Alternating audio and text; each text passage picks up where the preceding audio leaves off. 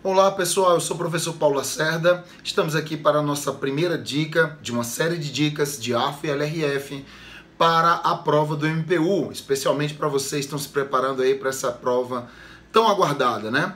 O nosso primeiro tema, nossa primeira dica vai ser sobre técnicas e leis orçamentárias. Um tema que vai com certeza fazer parte da sua prova, tá?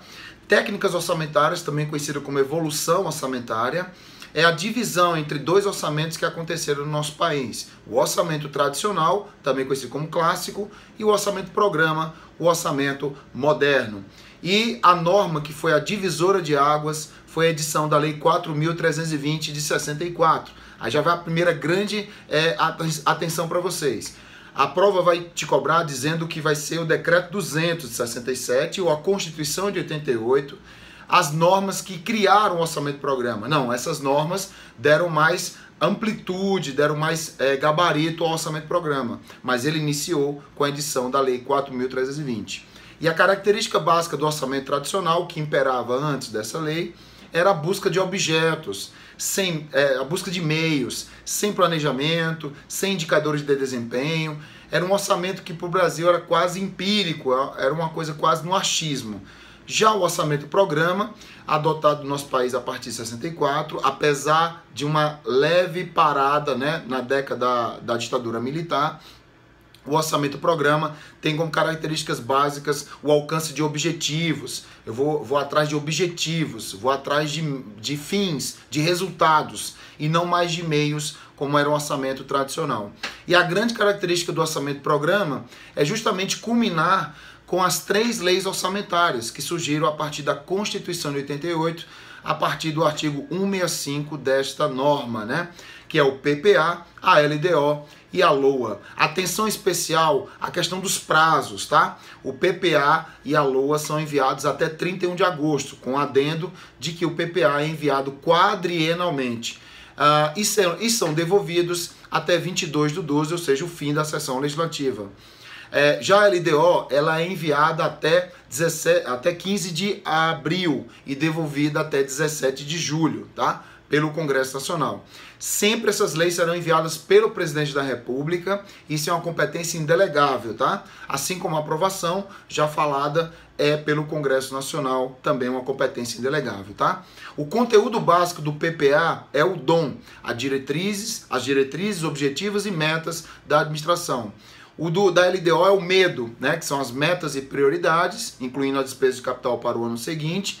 Nós temos também a estabelecer a política de aplicação das AFOFs, as Agências Financeiras Oficiais de Fomento, e nós temos a disposição da legislação, disposição das alterações na legislação tributária, bem como orientar a elaboração da LOA. LOA é essa que tem o FIS, que é o Fiscal, Investimento e Seguridade Social. São os três orçamentos. Dica importante, o orçamento fiscal, ele detém o refinanciamento da dívida pública e sana o déficit do orçamento da Seguridade Social. O déficit da Seguridade Social é sanada com uma manobra retirada do orçamento fiscal para sanar esse orçamento da Seguridade. E por fim, o orçamento de investimentos das empresas estatais independentes, aquelas que usufruem do dinheiro público apenas para investir nas suas atividades. E nós temos duas autorizações, que são as receitas previstas e as despesas fixadas. Aí vai uma atenção.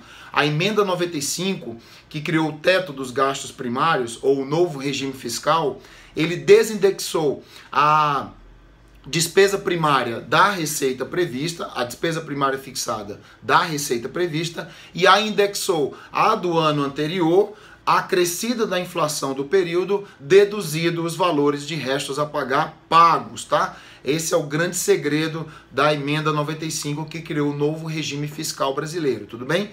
Essa emenda só é aplicada à União, tá? E é aplicada por 20 anos com a possibilidade de revisão depois de 10 anos, ok? Daqui a 10 anos, tudo bem? As leis orçamentárias, todas elas são leis ordinárias, porque precisam de maioria simples para sua aprovação. São leis especiais, porque tem data para enviar, data para devolver e um processo legislativo especial, sem casa iniciadora nem revisora. Elas também são leis autorrevogáveis, elas vão entrar em vigência e vão sair de vigência se autorrevogando. Lembrando que a LOA tem um ano de vigência, entrando no ano seguinte ao da sua aprovação. A LDO tem no mínimo 12 meses de vigência, entrando em vigência no mesmo ano da sua aprovação. E o PPA tem 4 anos de vigência, sendo que o envio é no primeiro ano de mandato e o início da vigência no segundo ano de mandato, indo até o primeiro ano do sucessor, do mandato seguinte, sempre no primeiro ano desse sucessor. Essas leis orçamentárias também são leis só no sentido formal, no sentido material, são meros atos administrativos. Essas leis também, elas são leis irrejeitáveis, elas não têm como ser rejeitadas, tá? Ao serem enviadas ao Congresso, salvo a LOA. A LOA pode, tá? Então atenção nisso aí também. As leis orçamentárias, elas não criam direito subjetivo, esse direito subjetivo que tem em outras leis, por exemplo. Então essas leis são leis autorizativas, não são leis impositivas, salvo a execução das emendas de execução obrigatória, também conhecida como emendas impositivas, tá? Salvo impedimentos de ordem técnica. Aí o presidente está eximido de executá-la. Essas leis orçamentárias, ao se alinharem, elas materializam o orçamento programa, que é o orçamento moderno adotado no nosso país hoje, tudo bem? O PPA é conhecido como uma lei mais abstrata, uma lei mais subjetiva. A LDO é uma lei preparatória, ela vai preparar aquilo que está no PPA para ser executado na LOA. E a LOA é uma lei operacional, é uma lei que vai executar os programas do PPA que estão sendo alinhados, né, ou preparados pela LDO, o que demonstra uma certa hierarquia entre essas três leis orçamentárias, uma hierarquia material. Lembrando então que o PPA é uma lei mais abstrata, né, tem os programas do governo, né, tem a dimensão estratégica, tática, operacional. A LDO é uma lei que faz esse elo, faz essa ligação entre o PPA e a LOA é uma lei mais operacional, é a lei que contém as receitas, as despesas, que está mais perto do cidadão brasileiro, né? A lei mais comum, mais perto do cidadão, é a lei orçamentária anual. Essas leis orçamentárias são leis criadas, né, para atender às políticas públicas brasileiras e, claro, materializar a ideologia partidária, a ideologia de quem está no poder. Lembrando que essas leis têm todos os entes da federação.